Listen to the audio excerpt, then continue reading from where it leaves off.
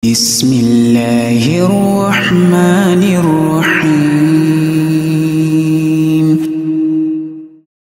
الحمد لله رب العالمين، والصلاة والسلام على إمام المتقين وسيد الخلق أجمعين، ومن دعا بدعوته واستنى بسنته واقتفى أثره إلى يوم الدين، وبعد. أسعدكم الله إخواني في الدارين، في الدنيا والآخرة، ونسأل الله أن يرزقنا السعادة، فإن البشرية جميعا أجمعت، المؤمن منهم وغير المؤمن، على مطلوب واحد وهو السعادة، والعاقل يسير إلى باب السعادة الحقيقي. وسنتكلم عن باب عظيم من أبواب السعادة، ألا وهو العلم. فأسعد الناس في هذه الدنيا حقيقة هم أهل العلم، فكلما اقترب الإنسان من العلم سعد في دنياه ونصر في أخرى. فنسأل الله أن يرزقنا السعادة يا رب العالمين. Bismillahirrahmanirrahim. Beliau memuji Allah Subhanahu wa taala dan kemudian bersalawat untuk Rasulullah sallallahu alaihi wasallam dan seluruh yang mengikuti jalan Rasulullah sallallahu alaihi wasallam. Dan kemudian beliau berdoa kepada Allah Rabbul Alamin dengan doa semoga Allah memberikan kebahagiaan kepada hadirin sekalian fid darain, di dunia dan akhirat. Dan kita pun meminta kepada Allah Subhanahu wa taala kebahagiaan, karena sejatinya kebahagiaan adalah kebutuhan seluruh manusia, baik yang beriman kepada Allah Subhanahu wa taala ataupun yang tidak beriman kepada Allah. Adapun yang berakal, yakni yang terbaik di antara mereka adalah yang mencari kebahagiaan yang sebenarnya, as-sa'adah al-haqiqiyah. Dan insyaallah kata beliau, malam ini kita akan membicarakan salah satu penyebab kebahagiaan di dunia khususnya secara hakikah dan kelak nanti di akhirat. Kata beliau, sesungguhnya manusia yang paling bahagia di dunia ini adalah ahlul ilm, mereka-mereka yang berilmu, mereka-mereka yang memiliki ilmu syar'i yang membawa mereka kepada kebahagiaan. Fadhal Syekh. وكلما تعرفت على الله ازددت سعادة في حياتك. قال بعض أهل العلم وهم يعانون العلم وتعبه وجهده: والله إننا لفي سعادة، أي في الداخل، لو يعلمها الملوك لجالدونا عليها بالسيوف، ومن جرب عرف. فنسأل الله أن يرزقنا العلم. وفي هذا المكان الطيب من هذه البلاد الطيبة نسأل الله أن يكتب لها الخير والبركة في أهلها ومدها، طعامها وشرابها، وأن يكتب الحب والوئام في هذه البلاد. نتكلم عن سبب رئيس للأمن، فإن أعظم أسباب الأمن هو العلم، فإن الجاهل هو العدو، وأول عدو لنفسه هو الجاهل، وأول عارف لما عليه وله هو العالم. فانتشار العلم بين الناس، العلم الشرعي، سبب رئيس لانتشار الأمان والهدوء وطمأنة الناس. وانتشار الجهل وغياب العلم سبب رئيس للتطرف والتكفير والتفجير والتضليل والتفسيق والتبديع. فالجاهل أول ما يعادي نفسه ثم يعادي إخوانه. فنسأل الله أن يرزقنا العلم يا رب العالمين. Kemudian beliau mengatakan, ahibati fillah, bahwa setiap kali seorang hamba Allah Subhanahu wa taala mengenal Allah Rabbul Alamin, setiap kali engkau mengenal Allah Subhanahu wa ta'ala, isdadta sa'adatan, maka engkau akan bertambah kebahagiaannya. Berkata sebagian ahli ilmu bahwa mereka di tengah-tengah kesibukan, perjuangan dan keletihan mereka di dalam menuntut ilmu dan mengajarkan ilmu, mereka mengatakan, wallah innana lafi sa'adah, demi Allah sesungguhnya kami berada di dalam kebahagiaan. Ai fid dakhil, kata Syekh, maksudnya kebahagiaan di dalam dada mereka. Bahkan mereka mengatakan, andaikan para raja yang berkuasa itu mengetahui kebahagiaan yang kita miliki di dalam hati, di dalam diri kita, lajaladuna, mereka akan memerangi kita, mereka akan merampas kebahagiaan ini dari hati dan dada kita. Beliau kemudian mengatakan, wa man jarraba araf, mereka yang mencoba merasakan nikmat dan indahnya dan manisnya ilmu, mereka akan mengetahui betapa ilmu itu betul-betul mendatangkan kebahagiaan. Beliau kemudian berdoa kepada Allah Subhanahu wa ta'ala, di tempat yang mulia ini, di negeri yang mulia ini, kata beliau, semoga Allah Subhanahu wa ta'ala melimpahkan keberkahan kepada negerinya, kepada penghuninya, kepada airnya, kepada makanannya. Allah berkahi semuanya. Dan juga semoga Allah Subhanahu wa ta'ala memberikan kecintaan dan persatuan di atas cinta, di atas iman, di atas Islam, di antara kaum muslimin. Karena ini adalah di antara keberkahan yang Allah berikan kepada hamba-hambanya. Beliau mengatakan kita akan berbicara tentang satu sebab yang utama, yaitu ilmu yang menjadikan sebab atau menjadi sebab utama keamanan. Dan mereka-mereka yang jahil, mereka yang bodoh atau kebodohan, itu adalah penyebab yang menghilangkan keamanan dan seluruh kebaikan yang ada pada diri seseorang ataupun di negeri yang ditinggali oleh seseorang. Kata beliau, fantisharul ilmi bainan nas, bahwa menyebarnya ilmu di antara manusia itu di antara penyebab datangnya keamanan, ketumakninahan di dalam hati, ketenangan di dalam dada hamba-hamba Allah Subhanahu wa ta'ala. Adapun menyebarnya kebodohan itu di antara penyebab munculnya keburukan-keburukan, seperti takfir, seperti mengkafir-kafirkan orang lain, ataupun tafjir, peledak di mana-mana. Kemudian juga tabdi, ya, membid'ah-bid'ahkan sesukanya, segampang-gampangnya. Maka inilah penyebab utamanya yang menyebabkan kemudian semua itu terjadi. Semoga Allah Subhanahu wa ta'ala memberikan kebaikan kepada kita. Falyatafadhal. Wa innama naqsidu bil ilm huwa al ilmu billah وبما جاء عن الله عن طريق رسول الله صلى الله عليه وسلم. وفي حديث معاوية ابن أبي سفيان رضي الله عنه فيما أخرجه البخاري وغيره يقول النبي صلى الله عليه وسلم من يرد الله به خيرا يفقهه في الدين إذا أراد الله بعبد خيرا في دنياه وفي أخرى فقهه في الدين.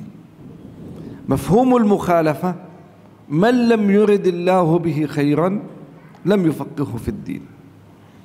فإذا أراد الله بك خيرا فقهك وعلمك ويسر لك سبل الخير في تعلم العلم.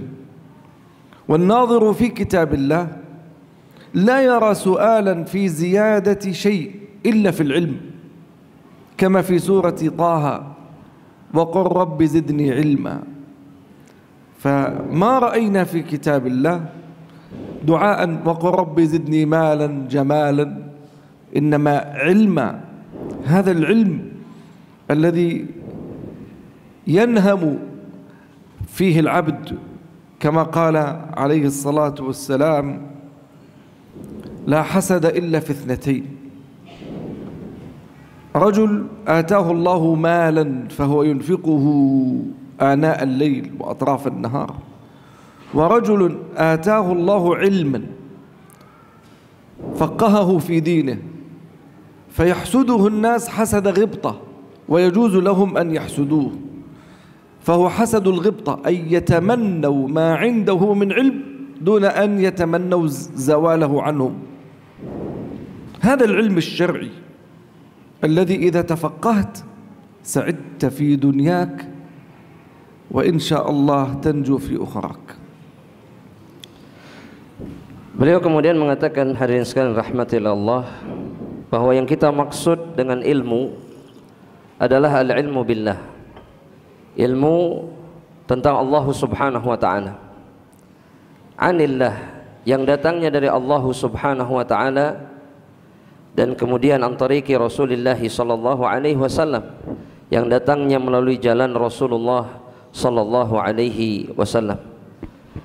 Beliau kemudian mengutip hadis yang sahih diriwayatkan oleh Al-Imam Bukhari dan yang lainnya dari sahabat Muawiyah bin Abi Sufyan, di mana baginda yang mulia Rasulullah sallallahu alaihi wasallam mengatakan, "Man yuridillah bihi khairan yufaqihu fid din." Barang siapa yang diinginkan kebaikan oleh Allah subhanahu wa ta'ala, ai kata Syekh, fid dunya wal akhirah, di dunia dan akhirat, maka Allah subhanahu wa ta'ala akan membuatnya faham tentang urusan agamanya. Bahkan beliau mengatakan, faqahaka, Allah akan menjadikanmu faqih, faham tentang agama Allah. Dan kemudian Allah pun akan memudahkan subulal khair, jalan-jalan kebaikan, bagi mereka-mereka yang diinginkan kebaikan oleh Allah subhanahu wa ta'ala. Bahkan kita tidak menemukan di dalam Al-Quran permintaan doa di mana seseorang meminta tambahan kepada Allah subhanahu wa ta'ala selain meminta tambahan ilmu kepada Allah Rabbul Alamin, sebagaimana yang Allah sebutkan di dalam surat Taha, di mana Allah subhanahu wa ta'ala mengatakan, wa qur rabbi zidni ilma, dan katakan, tambahkan, wahai Rabbku, tambahkan kepadaku ilmu. Dan ilmulah kemudian yang membuat seseorang atau hamba-hamba Allah subhanahu wa ta'ala boleh hasad terhadap pemiliknya, sebagaimana yang dikatakan oleh Rasulullah sallallahu alaihi wasallam dalam hadis yang sahih, di mana Nabi Muhammad SAW mengatakan, la hasada illa fitnatain, tidak ada hasad, tidak boleh hasad kecuali kepada dua macam manusia. Yang pertama, Rasulullah SAW mengatakan, rajulun razaqahu malan, seorang laki-laki yang diberikan harta oleh Allah subhanahu wa ta'ala, dan kemudian dia menginfakkannya siang dan malam di jalan Allah. Dan yang kedua adalah seorang laki-laki yang diberikan oleh Allah ilman. Yang dimaksud hasad di sini kata Syekh adalah hasadu ghibtah, kita menginginkan kenikmatan yang sama tanpa kemudian kita berharap kenikmatan itu hilang dari saudara kita. Dan mudah-mudahan atau dengan ilmu kata beliau, seseorang sekali lagi akan mendapatkan kebaikan di dunia dan di akhirat. Fadhal. Wa amma fadlul ilm wa ta'allumul ilm wa intisharul ilm fa fadluhu kabir wal waqtu dayiq ولن نستطيع أن نستوفي الأمر حقه، ولكن سنتكلم في نقاط سريعة. اعلم أخي أنك حينما تتعلم العلم الشرعي أنت تأخذ من ميراث النبي صلى الله عليه وسلم. والدليل على ذلك حديث أبي الدرداء رضي الله عنه قال: وإن العلماء ورثة الأنبياء، وإن الأنبياء لم يورثوا درهما ولا دينارا، إنما ورثوا العلم، فمن أخذه فقد أخذ بحظ وافر. فأنت تأخذ من ميراث رسول الله صلى الله عليه وسلم حينما تتعلم هذا العلم، لكن تتعلمه من أهله، وليست المشكلة المعلومة، فالمعلومة سهلة، لكن المعلومة لا بد أن تكون في مكانها ومن أهلها وحيث يحبها الله، ثم تنعكس عليك عملا وتطبيقا. والعصر إن الإنسان لفي خسر إلا الذين آمنوا وعملوا الصالحات وتواصوا بالحق وتواصوا بالصبر. بهذه الأربع التي قال فيها الإمام الشافعي رضي الله عنه: لو لم ينزل على الناس إلا هذه السورة لكفت الناس، لأنها تتكلم في منهاج الحياة كلها. فنسأل الله أن يرزقنا العلم. Beliau kemudian mengatakan, ahibati fillah, bahwa keutamaan ilmu ataupun keutamaan mempelajarinya ataupun keutamaan menyebarkannya itu adalah keutamaan yang besar, yang agung. Kita tidak akan pernah bisa menyebutkan keutamaan-keutamaan tersebut di dalam waktu kita yang sempit ini, kata beliau, karena kita dibatasi oleh waktu.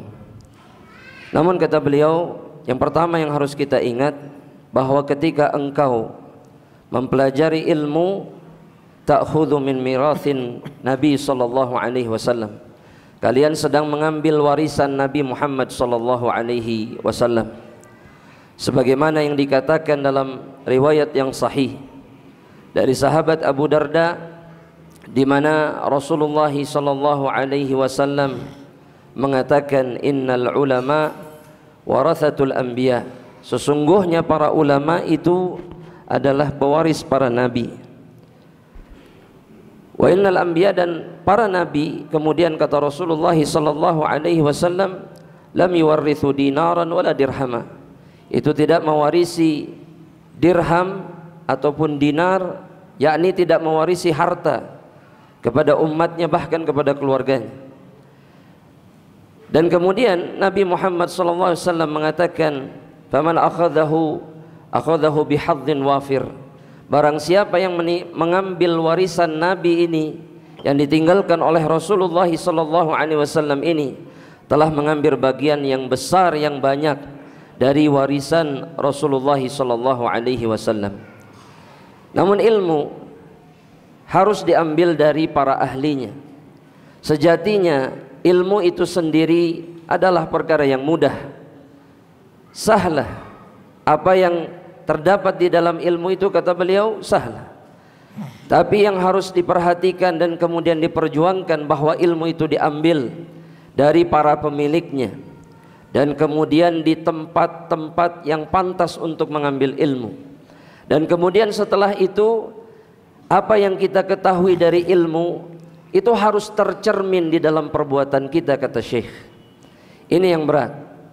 Dan kemudian beliau menyebutkan firman Allah Subhanahu wa taala dalam suratul Asr, dari ayat pertama sampai ayat yang terakhir, ayat yang tidak asing bagi kita semuanya. Wal asri innal insana lafi khusr illa alladhina amanu wa amilus salihati wa tawasaw bil haqqi wa tawasaw bis sabr. Ayat-ayat di dalam surat ini adalah manhajul hayat, di mana Allah Subhanahu wa taala menyebutkan ya ilmu, kemudian amal, kemudian di situ ada dakwah, menyampaikan kebenaran, dan kemudian nasihat atau wasiat untuk bersabar. Dan Al-Imam Asy-Syafi'i, kata beliau radhiyallahu taala anhu, mengatakan, "Lau lam yanzilu Allahu 'alan nasi illa hadhihi surah lakafathum." Bahwasanya jika Allah Subhanahu wa taala tidak menurunkan kepada manusia kecuali surat ini, maka ayat-ayat di dalam surat ini sudah mencukupi mereka sebagai manhaj kehidupan. Bagaimana semestinya seseorang hidup sebagai seorang hamba Allah Subhanahu wa taala. Naam, Allah. Fadhal. Min fadail al-ilm annaka bihi ta'rifu Allah wa tuhsinu ibadatahu wa tuhsinu tauhidahu. بالعلم تنضبط الشهوات وبالعلم تنضبط الشبهات. والنبي صلى الله عليه وسلم يقول كما في حديث أبي هريرة رضي الله عنه: الدنيا ملعونة ملعون ما فيها إلا ذكر الله وما والاه وعالما أو متعلما. فهذا العلم ينضبط به الإنسان، وأعظم مصيبة تحل على العبد أن يخرج من هذه الدنيا ولم يعرف الله. ولذلك قال علماؤنا إن أعظم عقوبة يعاقب الله بها العبد أن يعاقبه بقسوة القلب. وقاسي القلب جاهل، ولو كان عالما ما كان كذلك، فقسى قلبه بجهله ولم يعرف ربه، فهي عقوبة يعاقب بها الله هذا العبد، فلا يتعرف عليه ولا يحسن في عبادته. فكم من إنسان يصلي 70 سنة لا يحسن الركوع ولا السجود، لا يحسن الوضوء وما طلب العلم، ومراكز التحفيظ كثيرة ما حفظ آية، ومراكز التعليم كثيرة ما تعلم آية. هذا المسكين الذي يحزن ويبكى عليه.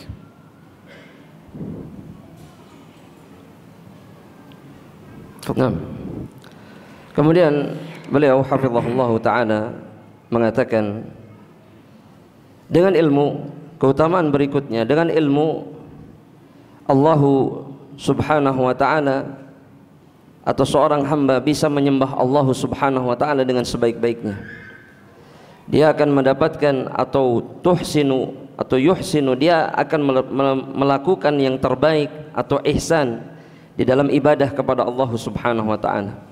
Begitu juga seseorang akan melakukan ihsan di dalam mentauhidkan Allah Rabbul Alamin. Dengan ilmu, kata beliau, yang dhabitu syahwat wa syubuhat, yang namanya syahwat, hawa nafsu, dan juga syubuhat, itu menjadi terkekang dan terkendali. Beliau mengatakan satu riwayat atau menyebutkan satu riwayat dari sahabat Abu Hurairah radhiyallahu taala anhu dari Rasulullah sallallahu alaihi wasallam, di mana Rasulullah SAW mengatakan sesungguhnya dunia itu terlaknat, mal'unun ma fih, yang di dalamnya terlaknat, illa, kecuali yang pertama yang tidak dilaknat oleh Allah subhanahu wa ta'ala adalah zikrullah, berzikir mengingat Allah subhanahu wa ta'ala. Kemudian yang kedua adalah wa ma walah, ketaatan yang semisal dengannya kepada Allah subhanahu wa ta'ala, atau al-amal as-salihah. Kemudian yang ketiga adalah alim, seorang yang berilmu kepada Allah subhanahu wa ta'ala atau tentang Allah. Dan yang terakhir itu adalah muta'alliman atau muta'allim, mereka yang belajar, mempelajari ilmu, sehingga kehidupan seseorang pastilah terkendali ketika dia memiliki ilmu.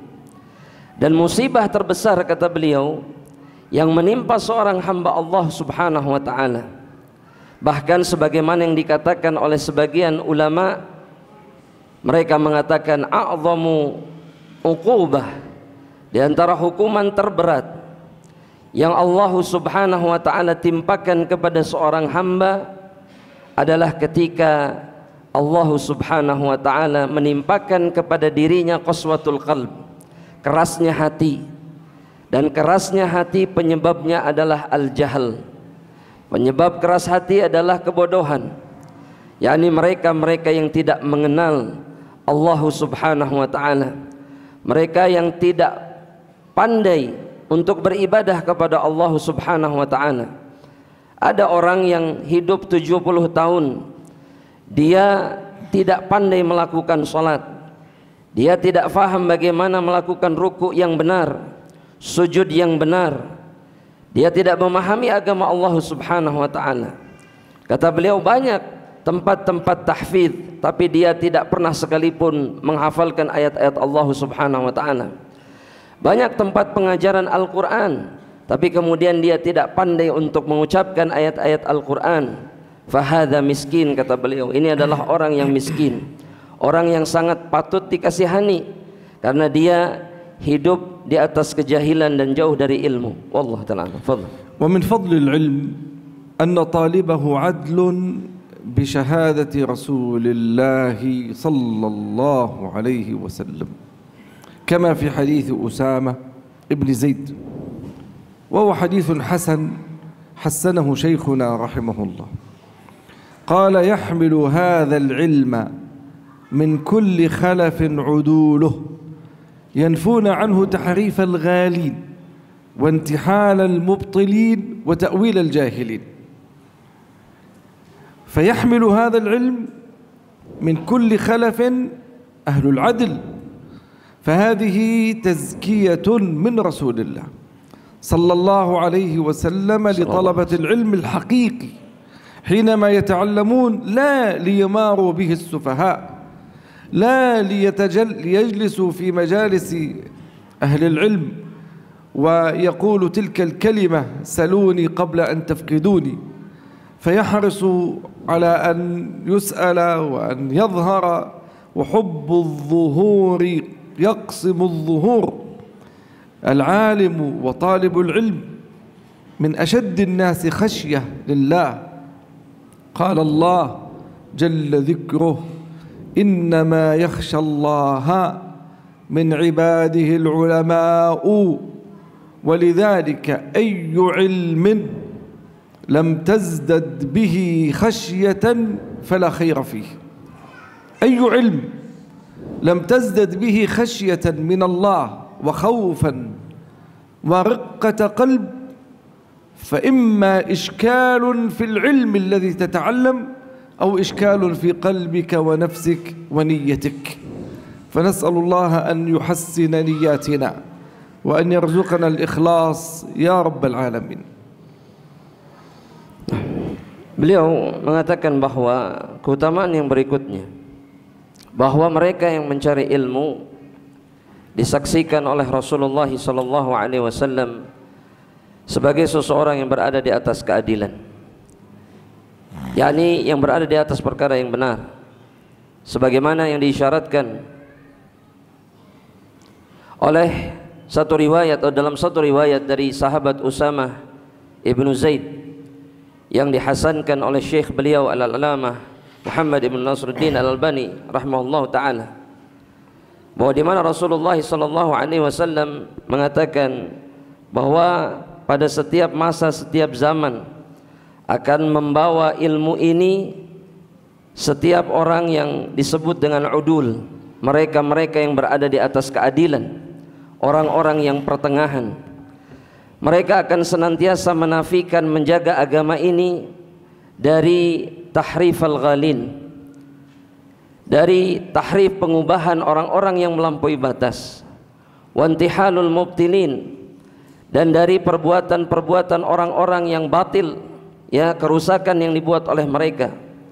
Dan yang terakhir, mereka akan melindungi agama ini dari takwil, dari penafsiran orang-orang yang bodoh. Itulah mereka-mereka yang membawa ilmu yang diwariskan oleh Rasulullah SAW. Mereka-mereka yang disebut udul, mereka-mereka yang disebut orang-orang adil oleh Rasulullah SAW.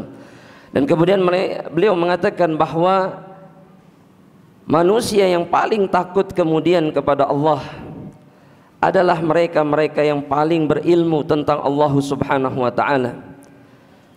Ya, dan kemudian orang-orang yang takut kepada Allah, mereka tidak suka untuk tampil, untuk terkenal atau dikenal oleh manusia yang lainnya. Justru mereka memilih untuk sembunyi dan menjauh dari ketenaran, karena memang keilmuan mereka akan membawa mereka kepada rasa takut kepada Allah Subhanahu wa ta'ala. Beliau mengutip firman Allah Subhanahu wa ta'ala, innama yakhshallaha min ibadihil ulama'u, sesungguhnya yang takut kepada Allah Subhanahu wa ta'ala itu adalah para ulama, mereka-mereka yang berilmu. Oleh karenanya kata beliau, jika ada ilmu yang tidak membawa seseorang kepada khasyah, ataupun tidak membawa seseorang kepada khauf, ataupun tidak membawa seseorang kepada riqqatul qalb, kepada lembutnya hati, fala khaira fihi, maka tidak ada kebaikan di dalamnya, kata beliau. Dan jika seseorang tidak muncul rasa takut di dalam dirinya, maka penyebabnya dua perkara, kata beliau. Yang pertama, bisa jadi masalahnya terletak pada ilmu yang dia pelajari, atau yang kedua, penyebab yang kedua, masalahnya ada di dalam dirimu sendiri, kata Syekh. Masalahnya ada di dalam dadamu, ada di dalam hatimu. Nah, kita salat dulu. Salat dulu. Nah, naqtul adzan wa nusalli insyaallah. Al-adzan thumma nusalli insyaallah. Ba'da dzalik nuwasil. La bas ya? Ma fi mushkil. Baik. Nah, hadirin sekalian rahmatillah Allah Subhanahu wa taala. Insyaallah kita akan mendengar kumandang adzan sebentar lagi. Setelah itu kita salat Isya. Dan setelah itu insyaallah kita akan melanjutkan kajian bersama Syekh. Wallahu taala alam. Assalamualaikum warahmatullahi wabarakatuh.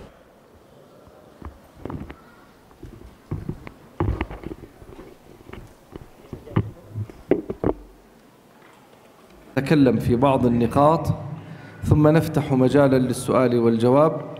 نسأل الله عز وجل أن يعين وأن يوفق يا رب العالمين. إخواني أخواتي، أسأل الله أن يسعدكم في الدنيا والآخرة وأن يوفقني وإياكم لما يحب ويرضى. إذا أردت الثواب العظيم والأجر العميم فكن مع أهل العلم واطلب العلم. يقول عليه الصلاة والسلام كما في حديث سهل بن معاذ بن أنس عن أبيه قال عليه الصلاة والسلام من علم علما فله أجر من عمل به لا ينقص من أجر العامل شيء. واسمعوا حديثا آخر قال عليه الصلاة والسلام من علم آية فله أجرها ما تليت. وتخيل أنك تعلم ثم بعد ذلك يأتي طلبة يعلم طلبة ولذلك كل أمة محمد في صحيفة محمد عليه الصلاة والسلام لأنه كان المعلم الأول، فكل من تعلم بعد ذلك إلى يوم القيامة ففي صحيفة رسول الله صلى الله عليه وسلم لا ينقص ذلك من أجر العامل شيء. Bismillahirrahmanirrahim.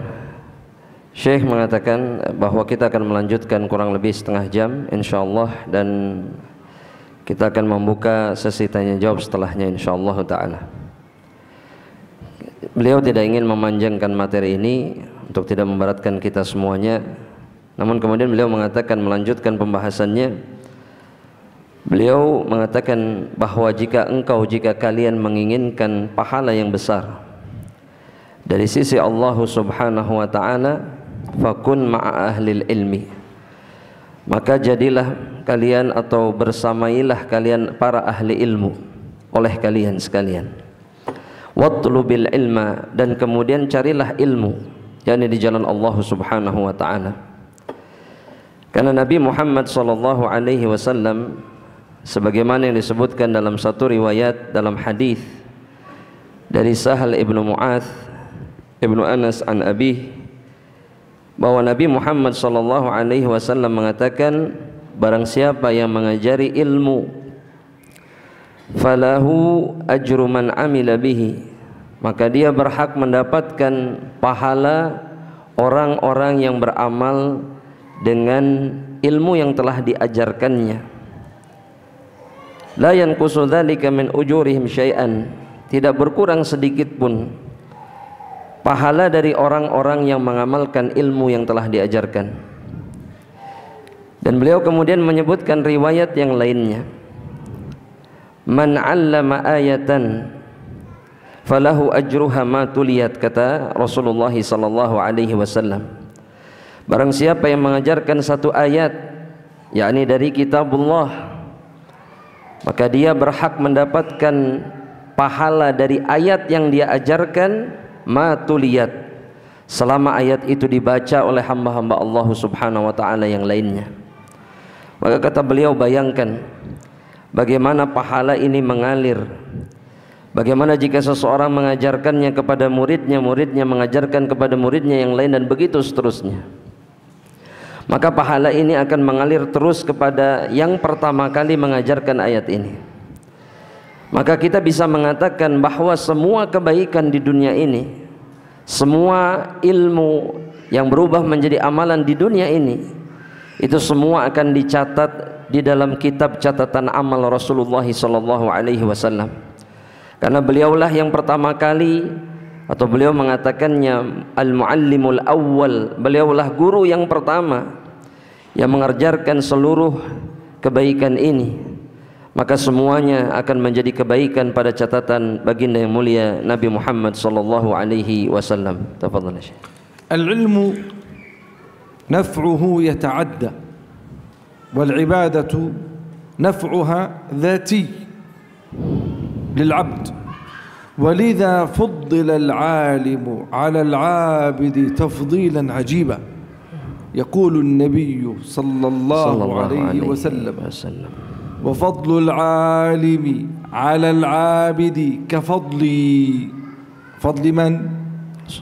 نبينا كفضل نبينا قال وفضل العالم على العابد كفضلي على أدناكم العالم والعابد محبوبان عند الله وكلاهما يفعل خيرا فهذا يتعلم وهذا يعبد لكن عند المقارنة بينهما العالم فوق قال الله جل ذكره يرفع الله الذين آمنوا منكم والذين أوتوا العلم درجات والنبي صلى الله عليه وسلم يقول في هذا الباب فضل العلم والحديث حديث حذيفة ابن اليمان قال فضل العلم أحب إلي من فضل العبادة وخير دينكم الورع هذا كلام نبينا عليه الصلاة والسلام فضل العلم أحب إلي من فضل العبادة وخير دينكم الورع وهنيئا لمن جمع الأمرين فكان في قمة العلم وكان في قمة العبادة فهو العابد وهو العالم فيجمع بين علم وعبادة فهذا السعيد السعيد نسأل الله أن يرزقنا هذا الأمر يا رب العالمين آمين يا رب العالمين. Kemudian beliau mengatakan bahwa ilmu itu manfaatnya bisa menyebar atau bermacam-macam. Yang pasti dia manfaatnya mengenai orang lain, tidak hanya diri sendiri. Adapun keutamaan ibadah itu hanya bermanfaat bagi diri seseorang, bagi seorang hamba saja. Oleh karenanya keutamaan ahli ilmu di atas ahli ibadah itu keutamaan yang sangat luar biasa di dalam agama Allah Subhanahu wa taala, sebagaimana diisyaratkan oleh Nabi Muhammad sallallahu alaihi wasallam dalam sebuah hadis dari beliau, di mana Rasulullah SAW mengatakan fadlul alimi 'alal 'abidi ka fadli 'ala adnakum. Keutamaan seorang yang berilmu di atas seorang ahli ibadah itu seperti keutamaan diriku, yakni Rasulullah sallallahu alaihi wasallam, di atas orang yang paling rendah di antara kalian kedudukannya.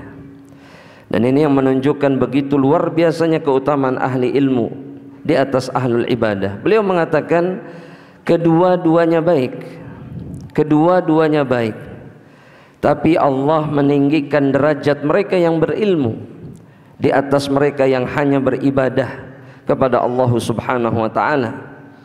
Allah Subhanahu wa taala berfirman di dalam Al-Qur'an dalam suratul Mujadilah, di mana Allah Subhanahu wa taala mengatakan yarfa'illahu alladhina amanu minkum walladzina utul ilma darajah. Bahwa Allah Subhanahu wa taala meninggikan derajat orang yang beriman di antara kalian dan orang yang berilmu itu dengan derajat yang lebih tinggi dibandingkan hamba-hamba Allah Subhanahu wa taala yang lainnya. Beliau pun kemudian menyebutkan hadis dari sahabat Hudzaifah ibnul Yaman yang menunjukkan bahwa keutamaan ilmu itu lebih tinggi, lebih disukai dibandingkan keutamaan ibadah semata, di mana Rasulullah SAW mengatakan fadlul ilmi ahabbu ilayya min fadlil ibadah. Keutamaan ilmu itu lebih aku sukai, lebih aku cintai, melebihi keutamaan ibadah. Dan kemudian Nabi Muhammad SAW mengatakan wa khairu dinikumul wara', dan sebaik-baiknya agama kalian adalah al-wara', yakni menjaga diri dari perkara-perkara yang haram. Beliau mengatakan hani'an, beruntunglah mereka-mereka liman jama'al amrain, bagi mereka yang menggabungkan dua perkara ini, keutamaan ilmu dan kemudian dia menggabungkannya dengan keutamaan ibadah. Inilah yang pantas disebut sebagai orang yang berbahagia. Nah, Syekh. ويكفي في فضل العلم أنك إذا غادرت هذه الدنيا وقد ألفت أو نشرت علما ونفعت الناس أن صحيفة عملك لا زالت تكتب ولا ينقطع علمك. والدليل على ذلك حديث رسول الله صلى الله عليه وسلم، وهو حديث أبي هريرة المتفق عليه، يقول إذا مات ابن آدم انقطع عمله إلا من ثلاث: إلا من صدقة جارية مثل هذا المسجد يبنيه محسن، فما دام هذا المسجد قائم، ما دام قائما يعبد الله فيه، فالحسنات كلها تسجل لمن بنى هذا المسجد أو ساهم في بنائه، سواء في مدرسة أو في معهد أو في مستوصف طبي أو أي باب من أبواب الصدقة الجارية، فلك أجرها ما دامت تعمل. الأمر الثاني أو علم ينتفع به، ولا زال البخاري حتى الساعة صحائفه تملأ كل يوم، ولا زال الشافعي، ولا زال أبو حنيفة، ولا زال مالك، ولا زال أحمد، ولا زال الثوري، ولا زال الأوزاعي، ولا زال ابن تيمية، ولا زال ابن القيم والسبكي وغير ذلك من الأئمة، وابن حجر والنووي، هؤلاء أئمة وعلماء لا زالت صحائفهم تملأ كل يوم بما قدموا من علم، وهم ماتوا من قديم الزمان. ولذلك قالوا الكتاب عمر ثان، الكتاب عمر ثاني، إذا ألفت تأليفا بإخلاص وبعلم كان ذلك عمرا ثانيا لك. ويكفي فقط أو ولد صالح يدعو له. إذا ما كنت عالما ولم تكن ذا مال تتصدق فاحرص على ولدك أن يكون مزرعة لك. الولد الصالح يدعو لك في صحيفة عملك، يعمل الخير في صحيفة عملك، وهكذا. تفضل. Ya, barakallahu.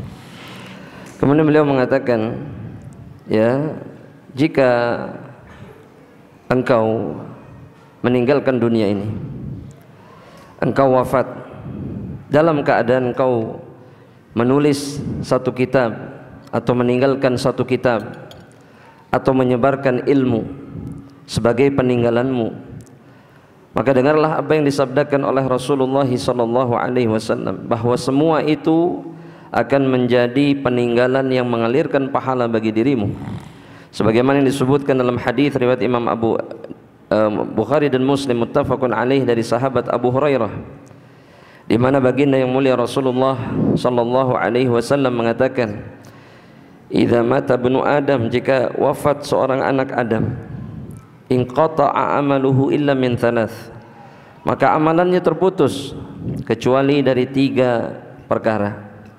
Yang pertama, kata beliau, shadaqatin jariyah, sedekah yang manfaatnya mengalirkan pahala kepada orang-orang yang melakukannya. Seperti masjid ini, kata beliau, maka selama masjid ini digunakan untuk beribadah kepada Allah ataupun untuk menuntut ilmu di dalamnya, maka pahalanya mengalir kepada mereka yang membangun masjid ini. Begitu juga serupa dengan mereka yang membangun madrasah, ma'had, ataupun tempat-tempat yang lainnya yang manfaatnya bermanfaat bagi orang lain, maka perkara ini akan menetapkan pahala pada catatan amal soleh seorang hamba Allah Subhanahu wa ta'ala.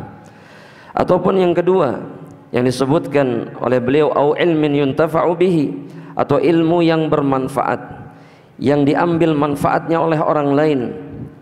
Maka kata beliau menyebutkan contoh beberapa ulama seperti Al-Bukhari, begitu juga Asy-Syafi'i rahimahullah, Malik, Ahmad, Al-Imam Ats-Tsauri, Al-Auza'i, As-Subki, Ibnu Hajar, An-Nawawi, Syekhul Islam dan Ibnu Al-Qayyim rahimahullah ta'ala, bahwa mereka semua sudah diwafatkan oleh Allah Subhanahu wa ta'ala semenjak dahulu kala, tapi kitab-kitab mereka tetap dibacakan, diimlakan kepada para penuntut ilmu.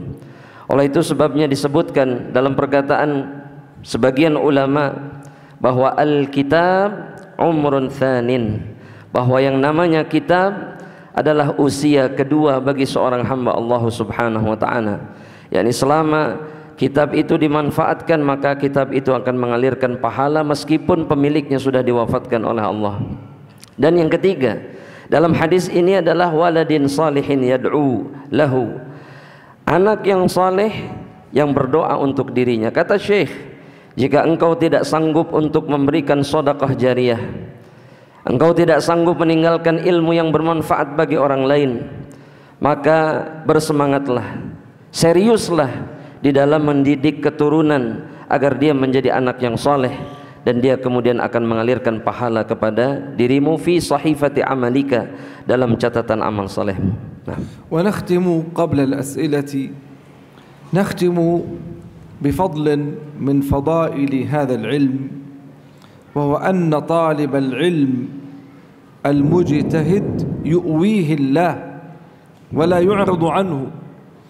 والدليل على ذلك حديث أبي واقد الليثي رضي الله عنه أن رسول الله صلى الله عليه وسلم بينما هو جالس كمثل هذا المجلس والناس معه إذ أقبل ثلاثة نفر، فأقبل اثنان إلى رسول الله صلى الله عليه وسلم وذهب واحد. قال فوقف على رسول الله صلى الله عليه وسلم، فأما أحدهما فرأى فرجة أي متسعا في الحلقة فجلس فيه. جاء ثلاثة، انسحب واحد، بقي اثنان، أحدهما وجد فرجة فجلس فيها، وأما الآخر فجلس في الخلف خلفهم، وأما الثالث فأدبر ذاهبا ما حضر ولا جلس. فلما فرغ رسول الله صلى الله عليه وسلم قال ألا أخبركم عن النفر الثلاثة؟ أما أحدهم فآوى إلى الله فآواه الله. هذا الذي جاء وجلس في المجلس آواه، جاء إلى الله، جاء إلى العلم، قال فآوى إلى الله، أي ما يقربه من الله وما يعلمه ويفقهه، فآواه الله، وهذا موضع الشاهد. وأما الآخر خجل أن يرجع فجلس بالخلف حتى لو معه الخلوي يلعب به، قال فاستحيا الله منه. وأما الآخر فأعرض الله عنه. وإني والله لأحزن من إنسان يتيسر له أن يتعلم ولا يتعلم. وأقول مازحا لا كتاب يفتح ولا شريط يسمع ولا خطبة جمعة يحضر حاضرا وإنما نائم، ولا مجلس علم يجلس، متى يتعلم؟ وقد سمعت من مشايخنا بيتين من الشعر أختم بهما. يقول الشاعر: إذا كان يؤذيك حر المصيف ويبس الخريف وبرد الشتاء ويشغل بالك حسن الربيع فأخذك للعلم قل لي متى. إذا كان يؤذيك حر المصيف ويبس الخريف وبرد الشتاء ويشغل بالك حسن الربيع فأخذك للعلم قل لي متى. دائما مشغول، دائما مشغول، لا تجلس في مجلس ولا تسمع موعظة ولا تفتح شيئا من العلم فستبقى جاهلا، تعرض فيعرض الله عنك. نسأل الله السلامة والمعافاة، وجزاكم الله خيرا على حسن الاستماع، وصلى الله وسلم وبارك على نبينا محمد وعلى آله وصحبه أجمعين. Syekh mengatakan, ahibati fillah, bahwa penuntut ilmu yang mujtahid, yang bersungguh-sungguh, yu'wihillah, Allah akan memberikan keutamaan bagi dirinya. Allah tidak akan meninggalkannya, sebagaimana yang diriwayatkan dalam hadis dari sahabat Abu Waqid Al-Laythi radhiyallahu taala anhu, bahwa bainama ketika Rasulullah SAW duduk di hadapan manusia, kata Syekh, seperti majelis kita ini, beliau ada di depan dan kemudian para sahabat mendengarkan Rasulullah SAW. Kemudian datang 3 orang, di mana 3 orang ini aqbala ithnan, 2 orang tetap berada di majelis menghadap Rasulullah SAW, wa dhahaba wahid, dan pergi 1 orang. Dari 3 orang ini 1 orang pergi. Maka yang pertama, fawajada furjatan, dia menjumpai ada celah di majelisnya Rasulullah SAW, di mana dia bisa duduk. Maka dia kemudian duduk di tempat tersebut. Adapun yang kedua, dia tidak menjumpai celah di depan, akhirnya dia duduk di belakang. Adapun yang ketiga, adbar, yang ketiga itu berpaling dan kemudian pulang dari majelisnya Rasulullah SAW, meninggalkan majelis itu. Maka kemudian Nabi Muhammad SAW mengatakan, maukah kalian aku kabarkan tentang kisah 3 orang, 3 manusia, 3 hamba Allah. Yang pertama, dia berada di majelis, kemudian dia mendekat di majelis itu dan duduk. Fa'awa ilallah, dia mendekat kepada Allah Subhanahu wa ta'ala. Fa'awahullah, maka Allah mendekatkan dirinya kepada hamba tersebut, sehingga hamba tersebut diberikan ilmu, diberikan pemahaman oleh Allah Subhanahu wa ta'ala. Adapun yang kedua ini duduk di belakang karena malu. Nabi Muhammad SAW mengatakan fastahya, dia malu. Fastahyallahu minhu, dan Allah malu darinya. Allah membalasnya dengan perbuatan yang semisal. Dan ini juga masih menunjukkan keutamaan hamba tersebut yang masih tetap duduk di majelis ilmu. Adapun yang terakhir, dan ini yang paling buruk, yang terburuk, ini yang paling buruk, di mana Rasulullah SAW mengatakan fa'a'radha, dia berpaling dari majelis ilmu. Fa'a'radallahu anhu, maka Allah berpaling dari dirinya. Maka kata Syekh, sungguh saya ini bersedih ketika menyaksikan orang-orang yang berada di majelis ilmu tapi kemudian dia tidak memberikan perhatiannya kepada ilmu. Bahkan banyak orang, kata beliau, tidak pernah membuka kitab, tidak pernah kemudian mendengarkan rekaman ceramah, dan ketika khutbah pun dia tidur. Lantas kapan dia bisa mendapatkan ilmu? Bagaimana bisa dia kemudian mendapatkan ilmu? Bagaimana bisa dia selamat di dunia ini tanpa ilmu? Maka yang seperti ini, kata Syekh, akan tetap menjadi orang jahil. Dia tidak akan pernah mendapatkan ilmu. Kemudian beliau akhiri perjumpaan ini dengan 2 bait syair yang saya tidak sempat tadi mencatat semuanya. Tapi yang saya tangkap dari beliau adalah Penyair ini mengatakan, jika panasnya musim panas menyakitimu, dinginnya musim dingin menyakitimu, memberatkanmu, kemudian juga beratnya musim, lembabnya musim gugur itu juga memberatkanmu, dari menuntut ilmu, fa akhdhuka lil ilmi kulli mata, maka kapan engkau akan mengambil ilmu di jalan Allah Subhanahu wa taala? Jika semua perkara-perkara itu menghalangi dirimu dari mendapatkan ilmu, dari mencari ilmu, maka kata Syekh, fasatabqa jahilan, jika keadaanmu seperti ini maka engkau akan tetap jahil. Dan nasallallahu salamah, kita mengharapkan keselamatan kepada Allah Subhanahu wa taala dari keadaan seperti ini. Wallahu taala alam. Itu adalah akhir dari apa yang disampaikan oleh Syekh hafizahullah taala. Fajazakallahu khairan ya Syekh, wa barakallahu fikum ala husni muhadaratikum. Wa sanabda insyaallah taala mungkin bil as'ilah. Naam, hadha su'alul awwal aqrabil Indonesia. La mau kullu sahla, hadha wahid adun min rajulin wahid. Baik, bismillah. Ana aqrabil Indonesia thumma utarjim insyaallah. Syekh, jazakumullah khairan, barakallahu fiik. Terima kasih kepada Syekh sudah berkenan datang ke negara kami yaitu Indonesia. Semoga bangsa kami, yakni bangsa Indonesia, dalam beragama Islam diberikan taufik dan hidayah. Sunnah dan Quran.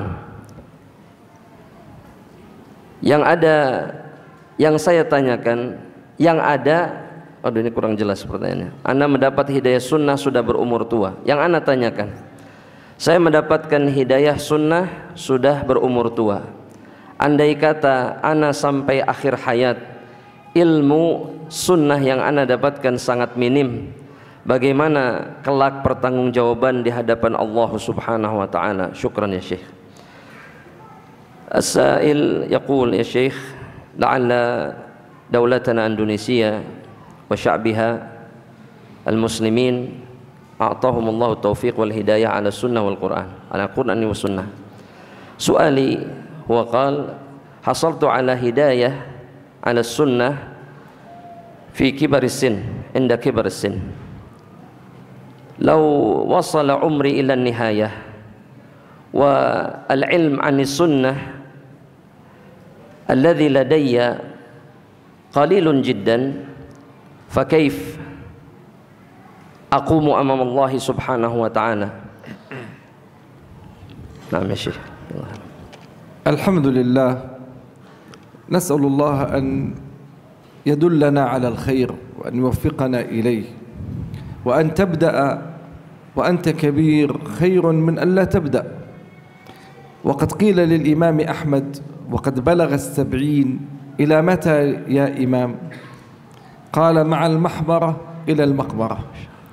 فما دام فيك نفس وما دامت فيك الروح فابقى مع من ينجو من اللعنة، كما سبق في الحديث الدنيا ملعونة ملعون ما فيها إلا ذكر الله وما والاه وعالما أو متعلما.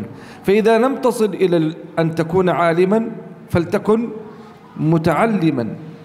فأنت ما دمت في سير طلب العلم والأخذ من العلماء ومدارسة الدين وأن تدرك ما استطعت من العلم، ولا أفترض في الأمة كلها أن يكون جميعا علماء، لكن إن لم يكونوا علماء يكونون طلبة علم.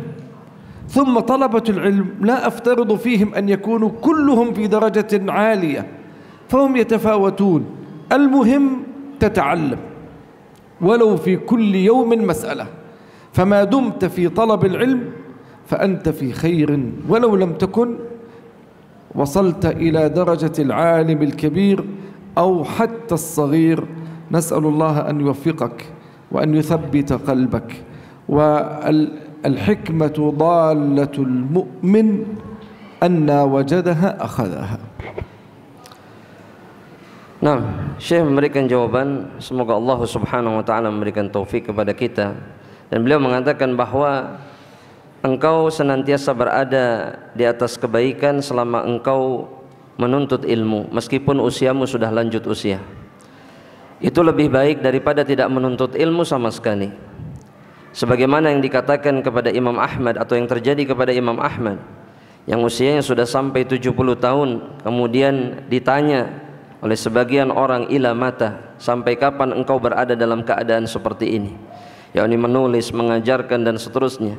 Beliau menjawab, ma'al mahbarah ilal maqbarah, bersama tempat tinta yang beliau gunakan untuk menulis sampai datang ke liang lahat di kuburan, sampai wafat atau diwafatkan oleh Allah Subhanahu wa ta'ala. Maka jadilah engkau bersama orang-orang yang selamat dari kalangan manusia, yaitu ulama, para penuntut ilmu, atau yang seperti disebutkan oleh Rasul dalam hadis yang disebutkan sebelumnya, bahwa dunia ini dilaknat kecuali 4 jenis manusia. Ya, diantaranya adalah alim, orang yang berilmu, atau muta'allim, atau orang yang menuntut ilmu. Dan ambillah ilmu dari para ulama, karena di dunia ini ya tidak semua orang itu ulama. Sebagian mereka ulama, sebagian penuntut ilmu, dan penuntut ilmu pun tidak berada di atas derajat yang sama. Tidak semuanya sungguh-sungguh menuntut ilmu. Maka paling tidak, kata beliau, carilah satu masalah saja dari ilmu setiap harinya bagi mereka, bagi penanya yang sudah lanjut usia ini. Ingat sabda Rasulullah SAW, al-hikmatu dhalatul mu'min, bahwanya yang namanya hikmah, ilmu, faidah ilmiah itu dhalatul mu'min, itu seperti barang yang hilang yang dimiliki oleh orang yang beriman. Dimanapun dia mendapatkannya, dia akan ambil. Jadi seakan hikmah atau ilmu itu seperti benda atau sesuatu yang hilang dari dirinya. Dimanapun dia menjumpainya, dia pasti akan mengambilnya. Dan begitulah semestinya orang yang mencari ilmu di jalan Allah Subhanahu wa ta'ala, dan semoga Allah memberikan taufik kepada kita. As-su'alu tsani ya Syekh. Bismillah. Pertanyaan yang kedua, untuk mengajarkan keluarga saya, apa ilmu yang awal, ilmu apa yang awal saya belajar, yang saya ajarkan kepada keluarga saya? Mungkin ilmu apa yang pertama kali saya ajarkan kepada keluarga saya? As-sa'il yaqul, ya Syekh, li ta'limil usrah, li ta'limi usrati ayu ilmin yani uqaddimuha atau uqaddimuhu li usrati awalan, yani uallimuhum ayya ilm أولا بداية. كان شيخنا الألباني رحمه الله وقد سمعت هذا من فيه قال: العلم إن طلبته كثير والعمر في تحصيله قليل فابدأ بالأهم فالأهم. أول علم أن تحسن كتاب الله، أن تتعلم القرآن وتحسن تلاوته وتحسن فهمه، ثم أن تعلم أهلك أصول العقيدة وأن تربطهم بالله، وليس شرطا أن تعلمهم العقيدة الطحاوية، وإنما الأصول الميسرة السهلة. ثم بعد ذلك تعلمهم ما يحسن صلاتهم من فقه الصلاة، ما يحسن صيامهم من فقه الصيام الذي يحتاجونه في صلاتهم، الذي يحتاجونه في صيامهم، الذي يحتاجونه في صدقاتهم، الذي يحتاجونه في معاملاتهم من البيوع ونحو ذلك. إذا أرادوا الحج تعلمهم أحكام الحج، أرادوا العمرة تعلمهم أحكام العمرة، هكذا تعلمهم الحاجة. ثم بعد ذلك فضول العلم من مزيده هذه في التخصص، ليس شرطا أن تعلم أهلك تخصصات العلم الدقيقة، وهذه لأهل العلم ولطلبة العلم. هذا الذي عندي والله أعلم. وأهم شيء أن تحرص عليهم بالصلاة، والله قال سبحانه: وأمر أهلك بالصلاة واصطبر عليها. الولد ما دام يصلي فهو مربوط محفوظ، ترك الصلاة فلت الحبل وضاع الولد. فما دام يصلي إن الصلاة تنهى عن الفحشاء والمنكر، فاحرص على ولدك أن يصلي، واحرص أن يأتي إلى بيت الله، واحرص على أن يصاحب الصحبة الطيبة، واحذره من صحبة أهل السوء، من المخدرات، من المسكرات، من الدخول إلى عالم الخنا والفحش. هكذا تحرص على ولدك وعلى أهل بيتك. وهذا الهاتف دمر الأخلاق والسلوك بسوء استخدامه. هذه نعمة كبرى أنعم الله بها علينا، جعلناها نقمة كبرى بسوء استخدامها.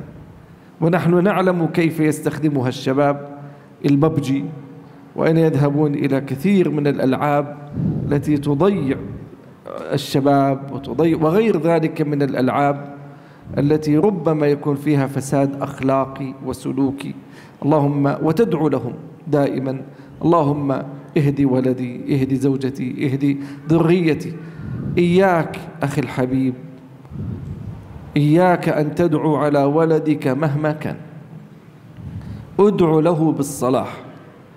إياك تقول يا رب تأخذ ولدي، يا رب انتقم من ولدي، يا رب. لا لا لا، قل اللهم أصلح ولدي، اللهم أصلح ولدي، اللهم أصلح ولدي، وتأتي ساعة يصلحه الله. أما أن تدعو عليه فالنبي حذرك وقال: لا تدعوا على أولادكم، لا تدعوا على أنفسكم، لا تدعوا على أموالكم فتوافق ساعة يستجاب فيها وتندم حين ذاك. وأعرف أناسا دعوا على أولادهم إن شاء، هكذا قالوا: إن شاء الله تخرج ولا ترجع، أي تموت. فخرج ولم يرجع في حادث سيارة. لا تدعوا، ادعوا لهم بالصلاح والتوفيق والسداد. ثم بعد ذلك إن غوى وقد بذلت الجهد فلا شيء عليك. وهذا نوح عليه السلام دعا قومه 1000 سنة إلا 50 عاما، وكان ممن خالفه وعصاه أقرب الناس إليه ولده. وهذا لوط دعا قومه وعجز وهو يدعوهم، وكان ممن خالفه وأعرض زوجته. فربما تفعل كل الأساليب في الصلاح ولا ينصلح. المهم أن تدعو وأن تبذل جهدك وأن تؤدي حق الله في ذلك. وأختم بهذا. بقي شيء سؤال؟ في شيء؟ كثير. كثير. احنا هكذا تجاوزنا نصف ساعة. نعم. مشكلة بقى يغضبون علينا بقى. الله يجزيك الخير. نعم. طيب. Jamaah rahmatullahi Allah subhanahu wa ta'ala, ya, berkaitan dengan pertanyaan tadi, saya mendengar dari lisan, dari mulut guru kami yaitu Syekh Al-Albani rahimahullah ta'ala, yang mengisyaratkan bahwa ilmu itu banyak dan kemudian usia untuk mencarinya itu pendek. Maka dahulukan yang terpenting, kata Syekh Al-Albani rahimahullah ta'ala. Dan yang paling pertama yang kau ajarkan, kata Syekh, adalah kitab Allah. Kitabullah Al-Quran Al-Karim tilawatan, baik itu memperbaiki tilawahnya, pemahamannya dan seterusnya. Maka setelah itu kemudian engkau berpindah kepada usulul akidah. Tidak mesti, kata Syekh, engkau kemudian mempelajari kitab-kitab akidah yang berat seperti Tohawiyah atau yang semisalnya. Tapi ajarkan kepada mereka usul akidah yang ringan, yang mudah mereka terima, yang menyempurnakan keimanan dan akidah mereka.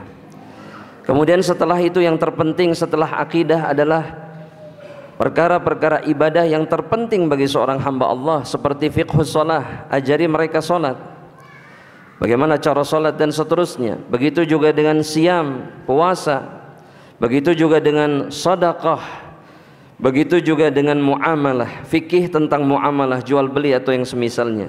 Kalau mereka ingin haji, maka ajarkan mereka fikih haji. Kalau mereka ingin umrah, maka ajarkan mereka umrah. Adapun selain itu atau yang disebut oleh Syekh dengan fudulul ilm, itu littakhassus, itu hanya bagi orang yang ingin mendalami ilmu seperti para ahli ilmu. Dan beliau mengingatkan bahwa ahammus syai', perkara yang paling penting dalam ibadah atau ibadah yang dikerjakan seorang hamba Allah adalah salat. Bukankah Allah Subhanahu wa taala berfirman di dalam Al-Qur'an, wa'mur ahlaka bis salati wastabir 'alaiha, perintahkan keluargamu, istri dan anak-anakmu untuk salat dan bersabarlah di atasnya.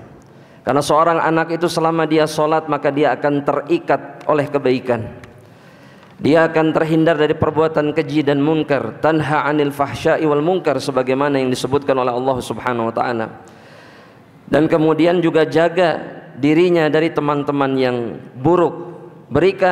Tunjukkan teman-teman yang baik kepada mereka, atau hindarkan mereka dari seluruh perkara-perkara yang bisa menghancurkan kehidupan mereka. Dan kemudian beliau memperlihatkan tadi HP atau telepon. Ini sebetulnya kenikmatan yang agung dari Allah Subhanahu wa taala kepada kita semuanya. Tapi hanya saja karena buruknya penggunaan, maka HP telah menghancurkan akhlak, telah menghancurkan agama anak-anak kita. Dari yang tadinya nikmatun kabirah menjadi nikmatul kubra, menjadi musibah, menjadi ujian yang besar. Hindarkan mereka dari permainan-permainan yang ada di HP itu. Beliau menyebutkan satu permainan tadi, ya. Apa? Oh, terdengar tadi, PUBG atau yang semisalnya. Ini menghancurkan, kata beliau. Dan ini bukan berarti kemudian beliau memainkan permainan ini, tidak. Tapi ini menunjukkan perhatian beliau terhadap akhlak para remaja dan anak-anak. Beliau tahu apa yang menghancurkan mereka. Dan jangan sekali-kali mendoakan keburukan kepada anak-anak kita. Katakan Allah mahdi waladi, Allah mahdi zaujati, berikanlah petunjuk kepada anakku, berikanlah petunjuk kepada istriku. Iyyaka an tad'u waladaka mahmakan, kata Syekh. Hati-hati, hati-hati mendoakan keburukan anakmu apapun yang dilakukan oleh dirinya. Karena Nabi Muhammad SAW memperingatkan kita dalam satu hadis yang sahih, la tad'u ala auladikum, janganlah berdoa buruk, meminta keburukan atas diri kalian, ya, atas anak-anak kalian, atas diri kalian, ataupun atas harta kalian. Karena bisa jadi doa itu bertepatan dengan sa'atul ijabah, bertepatan dengan momen di mana Allah mengijabah doa tersebut, maka semuanya akan hancur. Berjuanglah untuk memperbaiki keadaan anak dengan doa-doa yang baik. Berdoalah yang baik-baik di dalam sholat, kata beliau. Jika engkau sudah berjuang, mereka tetap melakukan keburukan, fala syai' alaika, tidak ada masalah, tidak ada dosa atas dirimu. Lihat Nabi Nuh alaihi salam, sosok yang menentang dirinya adalah anaknya sendiri, padahal beliau mendakwahkan yang benar, yang hak. Begitu juga dengan Nabi Lut alaihissalam, yang ingkar, yang membangkang adalah istrinya sendiri. Maka nabi-nabi ini tidak menanggung dosa mereka, ya. Maka doakanlah yang baik kepada keluarga kita dan anak-anak kita. Dan mungkin kata Syekh, hadzal akhir insyaallah. Baik. Akhir soal, ini pertanyaan yang terakhir, dan mudah-mudahan sekali lagi Allah membalas Syekh dengan pahala yang berlimpah. Jazakumullah khairan ya Syekh, wa athabakumullah wa yusahhil umurakum insyaallah wa barik fikum. Dan kami wa nahnu yani akunu wakilan min al-jamaah nashkurukum ala hudurikum ya Syekh, wa narju al-liqa' ath-thani ma'akum insyaallah fi waqtin akhar باذنillah ta'ala. وأنا سعيد حقيقة أن أكون بين إخواني، وكنت أتوقع أن يكون العدد قليلا بسبب صيام عاشوراء. فأشكر من لم يفطر حتى الساعة. ما شاء الله. وجزاكم الله خيرا، وأن ينفع بكم، ولا نريد الزيادة عليكم والإثقال، فيكفي هذا الذي أعطيناه، ونسأل الله أن ينفع وأن يبارك، وأسأل الله عز وجل أن يكتب لكم الأجر والثواب في صبركم وتحملكم ومكوثكم هذه الساعة. بارك الله فيكم أجمعين، ونسأل الله أن يحفظ هذه البلاد من الفتن، وأن يحفظها من البلايا، وأن يحفظها من البراكين والزلازل وغيرها، وأن يتم عليكم العفو والعافية يا رب العالمين، وأن يحفظ بلاد المسلمين أجمعين من كل شر يا ذا الجلال والإكرام. وأشكر من ساهم وساعد في هذا الدرس وهذه المحاضرة، فجزاكم الله خيرا وبارك فيكم. Nah, dan beliau mengatakan, saya sangat berbahagia sekali sejujurnya bisa hadir di tempat ini. Beliau mengira bahwa jumlahnya akan sedikit, karena ini adalah saum hari Asyura yang beliau fikir melemahkan hadirin untuk hadir. Tapi beliau melihat bagaimana kesabaran hadirin yang datang meskipun dalam keadaan berpuasa dan kemudian duduk di sini mendengarkan ceramah-ceramah beliau. Maka beliau mengatakan jazakumullah khairan. Beliau mengatakan terima kasih kepada hadirin semuanya, dan semoga hadirin diberikan pahala atas kesabaran dan kemudian diamnya hadirin di majelis ini insyaallah taala. Dan beliau juga berdoa kepada Allah agar menjaga negeri ini dari fitnah-fitnah, dari ujian-ujian berat ataupun musibah-musibah berat seperti gunung meletus ataupun gempa bumi, dan seluruh negeri kaum muslimin. Dan beliau terakhir berterima kasih kepada seluruh yang berpartisipasi atau berperan di dalam perjumpaan ini. Semoga Allah membalas mereka dengan kebaikan. Wallahu ta'ala alam. Hadza akhiru da'wana alhamdulillah rabbil alamin, wa nakhtimu du'a karafatul majlis. Subhanakallahumma wa bihamdika asyhadu an la ilaha illa anta astaghfiruka wa atubu ilaik. Assalamualaikum warahmatullahi wabarakatuh.